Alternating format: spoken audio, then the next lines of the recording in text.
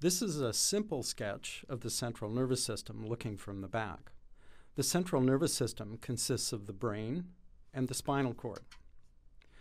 The spinal cord is divided into 5 regions that reflect where peripheral nerves enter and leave the vertebral canal. These are the cervical region or neck, the thoracic region, the lumbar region, the sacral region, and the coccygeal region.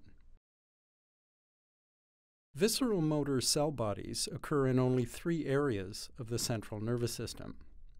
One is a small area of the brain associated with cranial nerves 3, 7, 9, and 10. No visceral motor nerves are found associated with or emerging from the cervical area. The second area associated with visceral motor nerves is T1 to L2 spinal region.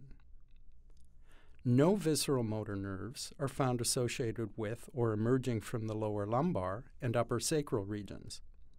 The third area is sacral region S2-3-4. No visceral motor nerves are associated with S5 or the coccygeal region. Those visceral motor nerves from T1 to L2 are defined as sympathetic. These nerves tend to be associated with the body dealing with stress or activity. This also means that wherever in the body you have sympathetic innervation, the nerves have to come from T1 to L2. Those visceral motor nerves emerging from regions on either side of where the sympathetics emerge are referred to as parasympathetic. These are either cranial or sacral. These nerves tend to be associated with vegetative functions or returning the body to baseline activity. Let's have a look at how sympathetic fibers are arranged with respect to the spinal cord and the associated spinal nerves. Spinal nerves are connected to the spinal cord by 2 roots. The posterior root carries sensory information into the spinal cord, and the cell bodies for all these sensory neurons are located outside the central nervous system in sensory ganglia. Those ganglia associated with spinal nerves are spinal ganglia. The anterior root carries motor fibers out of the central nervous system. Unlike the sensory cell bodies, the cell bodies of motor neurons are located within the central nervous system. The blue and green fibers shown here are somatic sensory and somatic motor neurons. What about the visceral motor or sympathetic fibers? The cell bodies of these neurons are located within the spinal cord in the lateral horn. Because they're motor neurons, their fibers leave the cord in the anterior root. Unlike somatic motor neurons, visceral motor neurons synapse with a second motor neuron. These second neurons are located in a motor ganglion outside the central nervous system. Paravertebral sympathetic ganglia are connected to the anterior ramus of a spinal nerve by 2 communicating arms, or rami communicantes.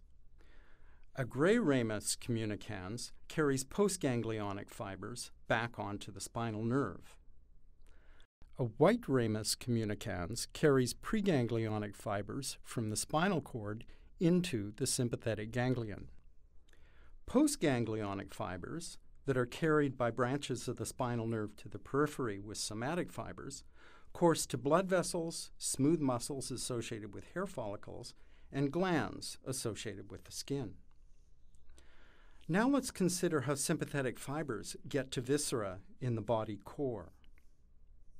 First, let's consider sympathetics to structures in the thorax, for example, the heart. Like sympathetics to the periphery, those preganglionic fibers going to the viscera come from the lateral horn. They are carried out of the cord in the anterior root and synapse with postganglionic neurons in the paravertebral sympathetic ganglia suspended from the anterior ramus.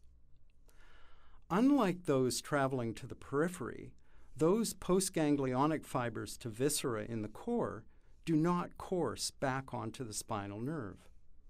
Rather, these form special named visceral nerves that travel directly from the ganglion to the organ.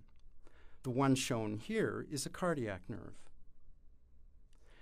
Sympathetics traveling to the viscera in the abdomen and pelvis do something different. Let's draw a representative piece of viscera in the abdomen and pelvis, here a piece of gut. Like all preganglionic fibers, these begin in the lateral horn. They travel into the sympathetic ganglia but don't synapse there. Rather, the preganglionic fibers leave the ganglion as splanchnic nerves. These nerves then travel into the abdomen and synapse in prevertebral sympathetic ganglia associated with blood vessels. Postganglionic fibers then travel with the blood vessels to target organs.